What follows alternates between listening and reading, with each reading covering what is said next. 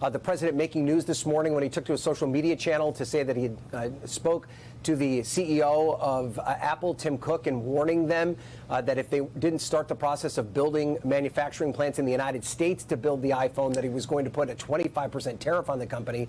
He just revealed in this Oval Office meeting that it's not just Apple that could face this. It's essentially anyone who builds smartphones. They need to start building them in the United States or they're going to be met with a hefty tariff. How will the industry respond to this? Yeah, and Ryan, that actually adds a little bit of legal clarity to the question that was naturally floating around there after that original Truth Social post, which is that how could the president have the ability not just to tariff a specific company, but a specific product that that company makes, in this case, the iPhone as manufactured by Apple, in most cases in India. Now, obviously, the president was unhappy about that, threatened this 25% tariff, but even despite all of the tariff announcements that we've seen from the White House, there hadn't been up to date a specific tariff targeting one specific company. So the president clarified that he's not just talking about Apple. He said he also name-checked Samsung, which of course makes a lot of those Galaxy phones that are powered by Android. But his suggestion was that that would really cover any smartphone maker that imports anything into the United States. He said, quote,